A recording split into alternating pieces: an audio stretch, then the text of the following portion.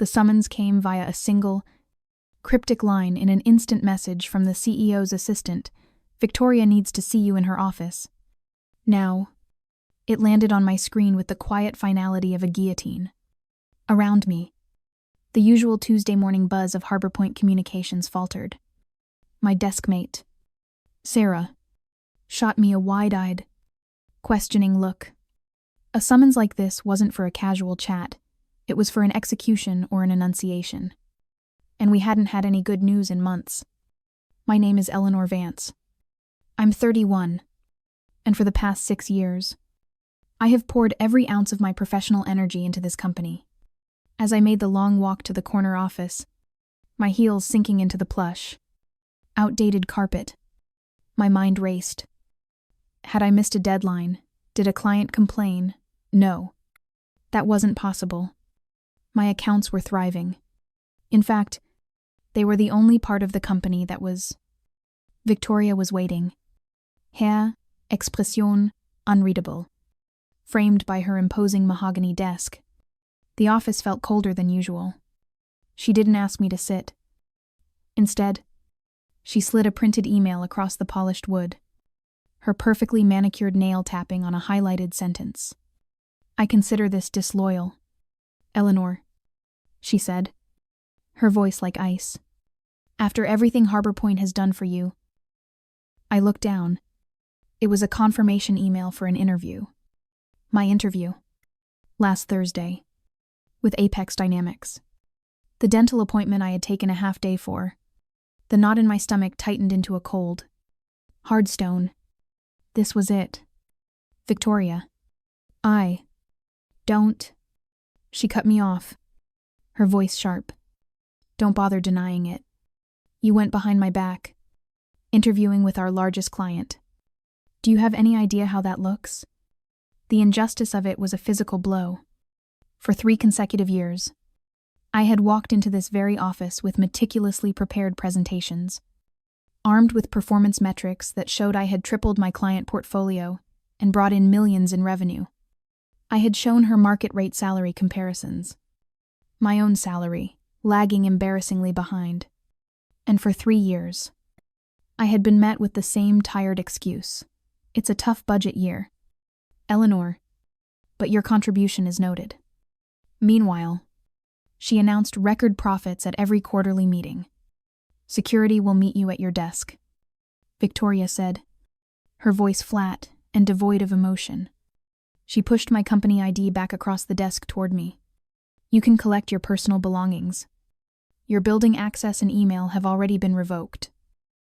For a moment, a wave of pure panic washed over me. My mortgage, my bills, the life I had so carefully built, all of it flashed before my eyes. I was being fired, escorted out like a criminal, for daring to seek the value I knew I deserved. But then, a strange, surprising calm settled over me. This wasn't the end. This was a catalyst. I took a deep breath, straightened my blazer, and stood tall. I understand. Victoria looked almost disappointed. She had expected tears, begging, a dramatic scene.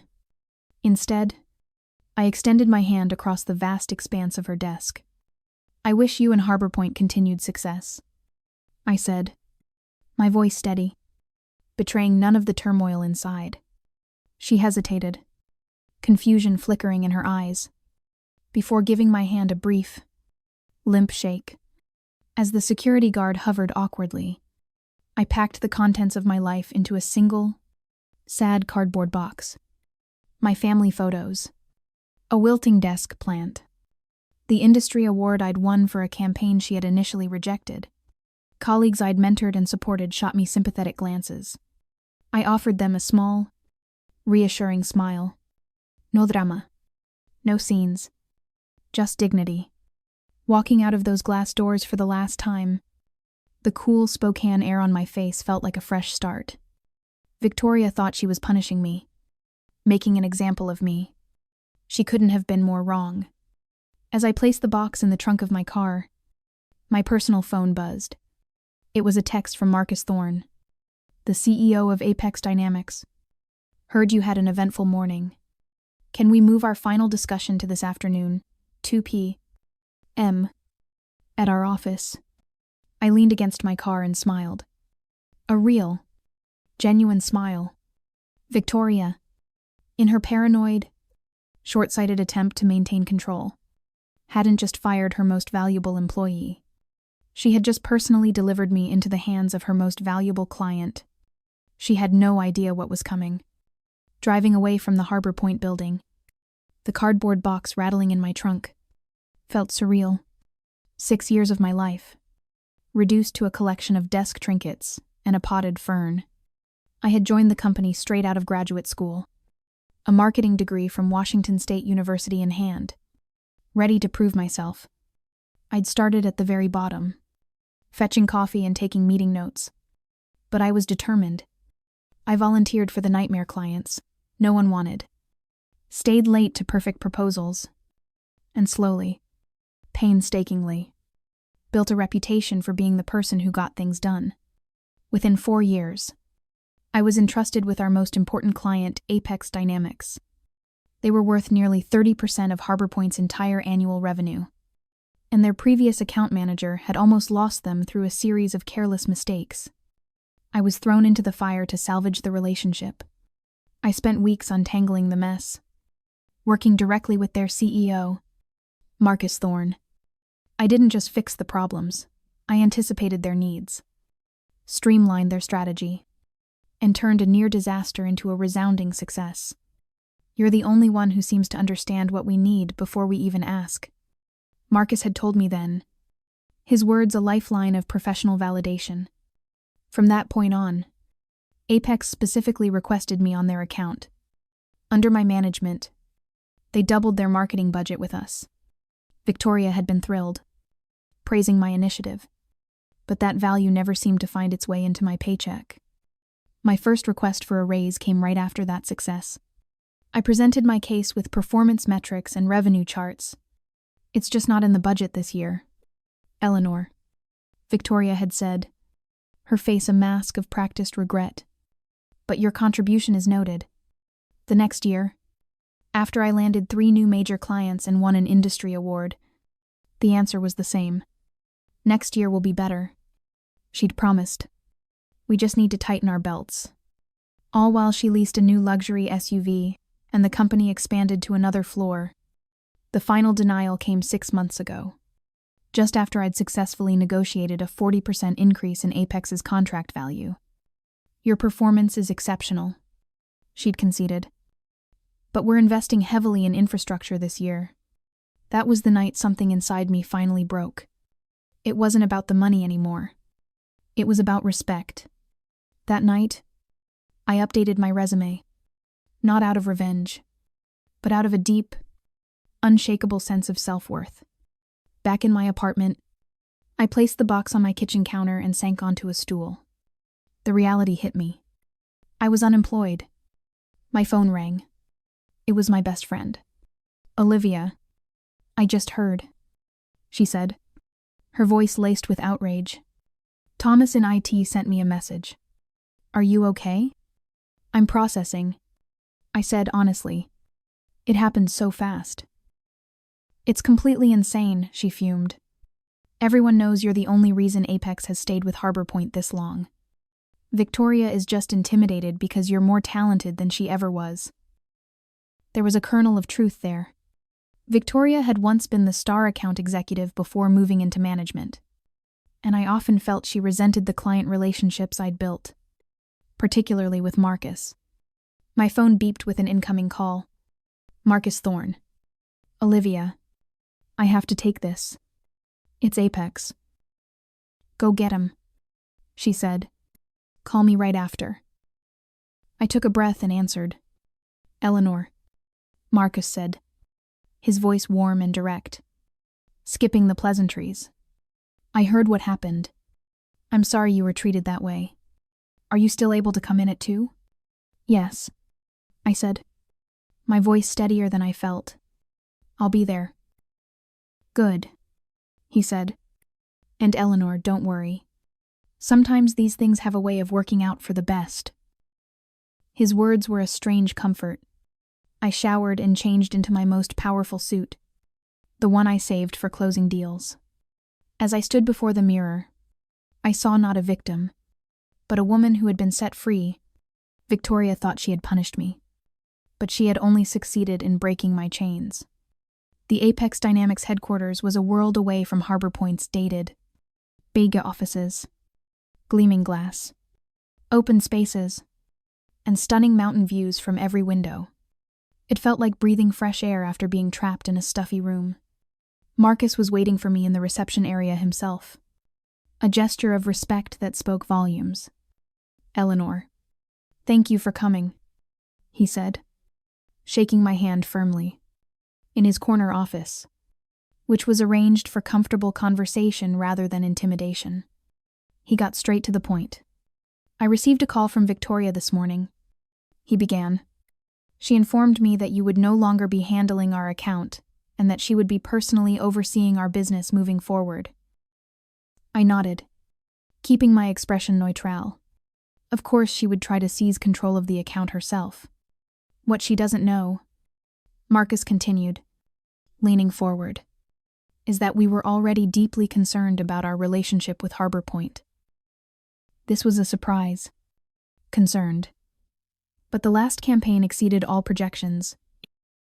"The results from your work were excellent," he clarified. "But we've noticed a decline in quality across the board from everyone else at Harbor Point. Delayed responses. Sloppy work. A general sense that they were taking our business for granted." He paused, letting the words sink in. 3 months ago, my board formally recommended we start looking for other marketing partners. I pushed back. I told them I wouldn't make a move as long as you were on the account. You were the only thing holding our relationship with Harbor Point together. My mind was reeling. All that time I had spent fighting for them, believing in my loyalty. They had been a sinking ship, and I had been the only one bailing water. "When you reached out about potential opportunities here," he went on, "it felt like a solution had fallen into our laps. But I want to be clear. We were never going to poach you. We were prepared to wait until you gave proper notice." "I was planning to give 2 weeks' notice once I had a firm offer," I said quietly. He smiled. "I know you were. Victoria's decision this morning simply moved up our timeline." He opened a folder on his desk and slid a document across to me. "This isn't an interview, Eleanor. It's a job offer. Director of Client Strategy. You'll be building and leading the team that manages all of our external marketing partnerships." My eyes fell to the paper, and my breath caught in my throat. The salary figure stared back at me. It was nearly double what I had been making at Harbor Point. It was more than I had even dared to ask for. "This is very generous," I managed to say. "It's the market rate for someone with your talent and track record," Marcus corrected gently. "Sometimes it takes a crisis to make you realize what you're truly worth." The signed offer letter sat on my kitchen table like a declaration of independence. I had asked Marcus for the evening to formally review it. A professional courtesy. But we both knew my answer. My phone had been buzzing nonstop since I'd gotten home. Texts from former colleagues at Harbor Point pinged in one after another. A chorus of support and office gossip. Word of my firing had spread like wildfire, quickly followed by the rumor that I'd been seen entering the Apex Dynamics headquarters just hours later. A text from Thomas, Olivia's boyfriend in IT, came through. "Victoria called an emergency all-hands meeting after you left. Told everyone you were terminated for breach of company loyalty, and that Harbor Point rewards loyalty above all." The irony was so thick you could cut it with a knife. Nobody is buying it. I shook my head. Victoria was trying to spin the narrative, to paint me as the villain to save herself. But it was already backfiring. Another text. This one from Jessica, the receptionist. "She's been locked in her office making frantic calls all afternoon. Looks terrified. I guess someone is worried about losing Apex." There was no joy in her panic. Only a sad confirmation that I had made the right choice. A company culture built on fear. One that demanded loyalty, but refused to offer it in return. was a house of cards. Then, a call came through from an unknown number. Eleanor Vance, a woman's voice asked when I answered. Speaking. This is Catherine Hayes. I'm on the board of directors at Harbor Point Communications. My stomach tightened. A board member. This was highly unusual. I understand there was an incident yesterday regarding your employment. She continued, her voice calm and authoritative. I've reviewed the file. I believe Victoria may have been hasty in her decision. I would like to meet with you tomorrow to discuss it. So that was it. Victoria had fired her top account manager, the sole protector of her largest client, likely without board approval. And now, they were scrambling to do damage control. I appreciate the call. Ms. Hayes, I said, keeping my tone respectful but firm. But to be transparent, I have already accepted another position. There was a pause on the other end. I see. Nevertheless, I would appreciate the opportunity to speak with you in person, for the company's sake, and for yours. Her offer was intriguing. While I had no intention of returning, the chance to have my side of the story heard at the board level was a form of closure I hadn't expected. I can meet at 9 a.m. I agreed, but I must be clear.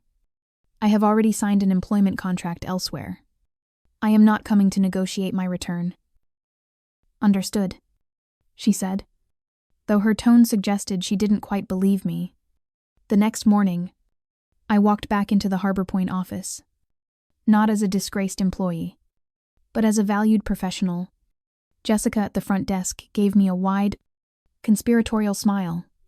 For what it's worth, she whispered as I signed the visitor log. Everyone here is on your side. Catherine Hayes was waiting for me in the main conference room, a slim folder on the table before her. She was in her 60s, with a precise silver bob and the unshakable confidence of a woman who made million-dollar decisions for a living. Ms. Vance, thank you for coming, she said, shaking my hand. I've reviewed your personnel file. 6 years of stellar performance reviews. Consistent. Record-breaking growth in your portfolio. And 3 formal, well-documented requests for a salary adjustment, all of which were denied by Victoria, citing budgetary constraints I now know to be false. She looked up, her eyes sharp. I was not aware of this pattern. Victoria has been operating with a significant, and perhaps unwise, level of autonomy. She opened the folder. What I don't see here is any justification for your termination.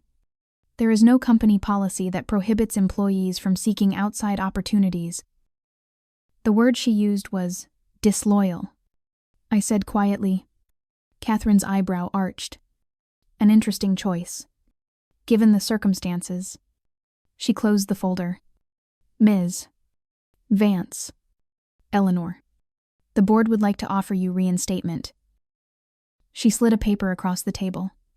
It was a formal offer. Not just my old job back, but a promotion to senior account director. The salary was everything I had asked for, plus a 10% bonus. And then came the final, most tempting clause.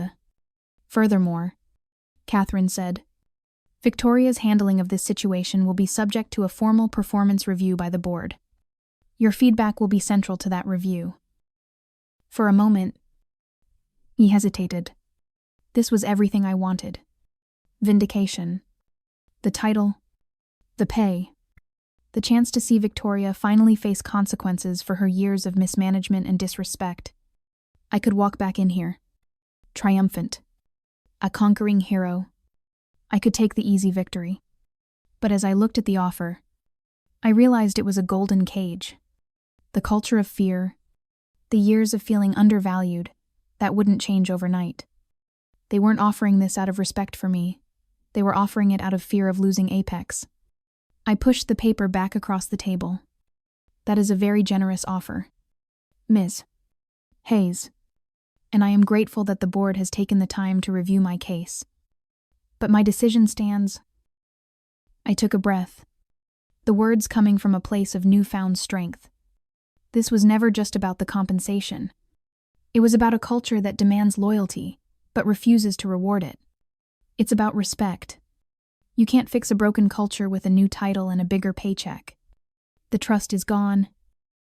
Catherine studied me for a long moment, then nodded slowly. A fair assessment. She stood and extended her hand. Thank you for your candor. Apex Dynamics is lucky to have you. I wish you every success. Walking out of Harbor Point for the second and final time, I felt a lightness I hadn't felt in years. I hadn't needed to yell or demand justice. I had simply stated my worth. And for the first time, it had been heard. Later that day, an email from Marcus arrived. The subject line read, "Welcome to the team." I wasn't looking back.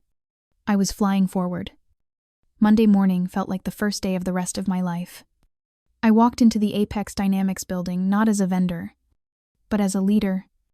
My new office had a door, a window with a breathtaking view of the mountains, and, most importantly, a sense of possibility. At 9 a.m., Marcus introduced me to my new team, 5 talented marketing specialists who would be working under my direction. The irony was not lost on me. I had gone from managing a single account for a difficult boss to overseeing all of Harbor Point's marketing partnerships, a portfolio that now included the relationship with Harbor Point itself. Later that week, Marcus asked me to join a meeting with the executive team. Before you dive in completely, he explained as we entered the boardroom, we wanted your input on an important decision.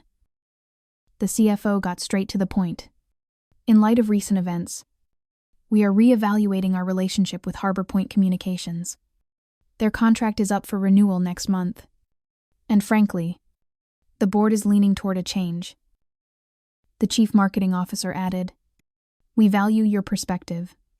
Eleanor, you understand our brand better than anyone, and you have first-hand knowledge of their capabilities and their weaknesses. The air was thick with unspoken permission. The opportunity was laid bare before me as swift, satisfying revenge.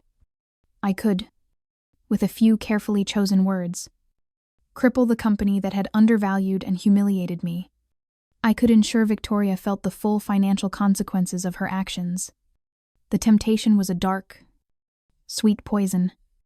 I thought of her cold, dismissive face as she fired me. The desire to see her fail was a palpable, physical ache. But then I thought of my old team. Sarah, Kevin, Jessica, good people, who were still trapped in that toxic environment. Sabotaging the company might hurt Victoria, but it would hurt them, too. And more than that, it wasn't who I was. Revenge might feel good for a moment, but my integrity would last a lifetime. I took a deep breath. I believe my personal history with Harbor Point makes it inappropriate for me to be part of the final decision, I said, my voice steady. However, I can offer an objective assessment. The creative work produced by the ground-level team at Harbor Point has been consistently strong. The weaknesses have always been in their senior management, leading to issues with consistency, strategic direction, and employee morale. I would recommend you evaluate them on the same criteria as any other potential partner, with a strong focus on the stability of their leadership. The email was sent at 11 a.m. the following Wednesday, exactly 1 week after Victoria had fired me. After reviewing proposals from 3 competing agencies, the executive team had made a unanimous decision. Marcus had shown me the email before it went out. It was professional, direct, and devastating. To Victoria Sanders from Marcus Thorne's Subject Partnership Update. Victoria. After careful consideration of our marketing needs moving forward, Apex Dynamics has decided to transition our account to Meridian Creative, effective immediately. This decision reflects our evolving brand strategy. Our new Director of Client Strategy, Eleanor Vance, will be overseeing the transition and will serve as your primary point of contact. We request all relevant files and materials be transferred by the end of business this Friday. We appreciate our partnership over the years. I was reviewing the transition plan with my new team when my phone rang. The screen displayed Victoria's name. I took the call and put it on speaker. "Eleanor," she said. Her voice was strained, the icy confidence gone, replaced by a brittle, barely controlled fury. "Victoria," I replied calmly. "I've received confirmation that you got our email. My assistant will be sending over the initial file transfer request list within the hour." There was a moment of stunned silence on the other end. "You," she finally choked out. "This was you. You did this." Apex Dynamics made a strategic business decision based on their needs, I stated, my voice devoid of emotion. "My role now is to ensure a smooth and professional transition for all parties. I am happy to schedule a call with your designated transition lead to discuss the logistics." Another pause. I could almost hear the gears turning in her head. The dawning, horrific realization that she had no power here. She wasn't speaking to her subordinate anymore. She was speaking to the client, a client who represented 30% of her company's revenue. "I see," she said. The words clipped. "I will have someone from my team contact you." She hung up without another word. I hadn't needed to sabotage anything. I hadn't needed to campaign against her. Her own actions, born of insecurity and fear, had been her undoing. The best revenge, it turned out, was no revenge at all. It was simply allowing the consequences to run their natural course. A year later, I looked out from my own corner office window at Apex. A thriving team under my leadership. A career I was passionate about. I had heard through the grapevine that Victoria had been asked to step down by the board a few months after losing our account, and that Harbor Point was still struggling to recover. I felt no satisfaction, only a quiet sense of peace. That humiliating day had been the best thing that ever happened to me. It was the push I needed to stop waiting for someone else to recognize my value and to finally claim it for myself. Knowing your worth is the most powerful asset you will ever have. If you have ever been in a situation where you felt undervalued or overlooked, remember that your story doesn't end there. Sometimes, the most difficult moments are just catalysts for our greatest growth. If this story inspired you, please consider liking and sharing it.